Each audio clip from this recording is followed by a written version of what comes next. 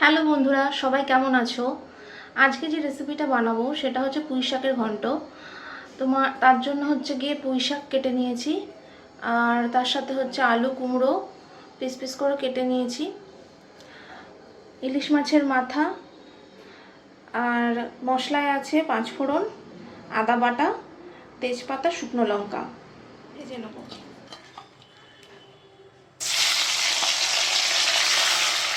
মাছের মাথাগুলো ভাজা হয়ে গেছে, এই যে ভাজা হয়ে গেছে। মশলাগুলো ফোড়ন দিয়ে দিই, তেজপাতা, শুকনো লঙ্কা আর 5 ফোড়ন।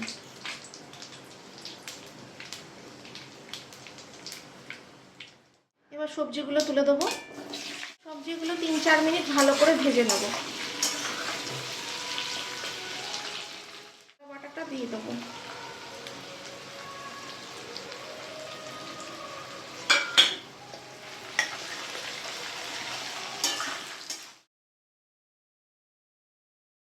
এক চামচ ধনে গুঁড়ো, কাশ্মীরি লঙ্কার গুঁড়ো দিয়ে দেবো, 1/2 চামচ নুন দেবো পরিমাণ মতো, গরম মশলা গুঁড়ো,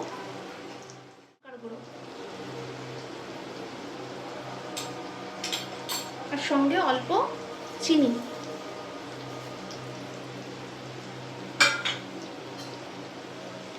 এবার সব মশলা কষিয়ে নেব।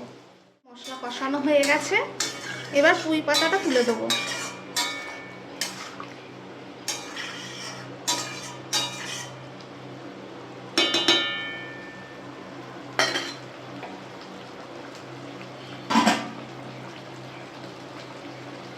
এই যে কেটে রাখা পুঁই শাকটা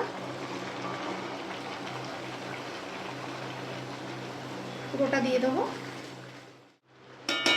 এবার এর সাথে মাছের মাথাগুলো দিয়ে দেবো, যেগুলো ভেজে রেখেছিলাম, সব একসাথে মিশিয়ে নেব।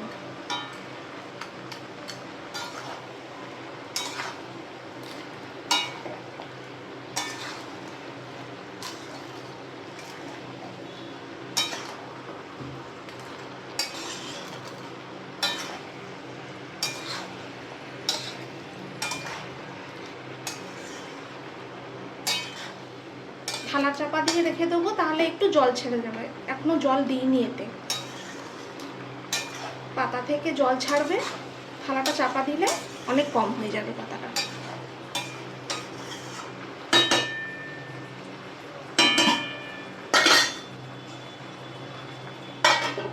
চাপা দিয়ে আচ্ছা বন্ধুরা, যখন পাতাটা দিলাম তখন অনেক ছিল, এখন পরিমাণে অনেক কম হয়ে গেছে।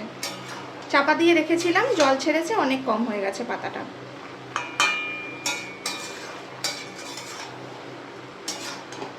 এবার অল্প একটু জল দেবো এর মধ্যে, পরিমাণ মতো বুঝে দিতে হবে।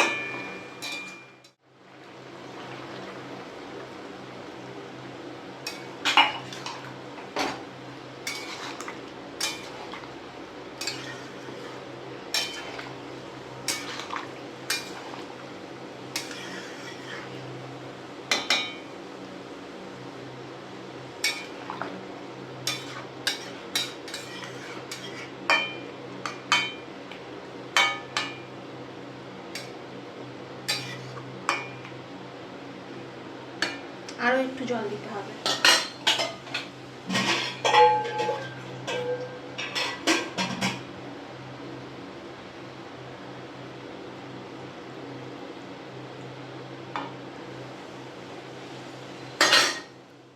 হয়ে গেছে, এবার এটা চাপা দিয়ে রাখবো সেদ্ধ হওয়ার জন্য। মিনিট হয়ে গেছে, 10 মিনিট পরে তরকারিটা একটু নেড়ে দেবো।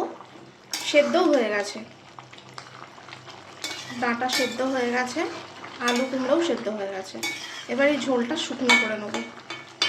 গ্যাসটা জোরে তুলে দেবো, নিয়ে এগুলো তাড়াতাড়ি শুকনো হওয়ার জন্য আর ঢাকনা দেব না।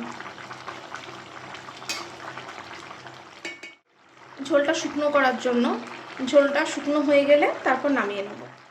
রেডি হয়ে গেছে ইলিশ মাছের মাথা দিয়ে পুঁই শাকের ঘন্ট। ঝোল শুকনো হয়ে গেছে, এবার নামিয়ে নেব।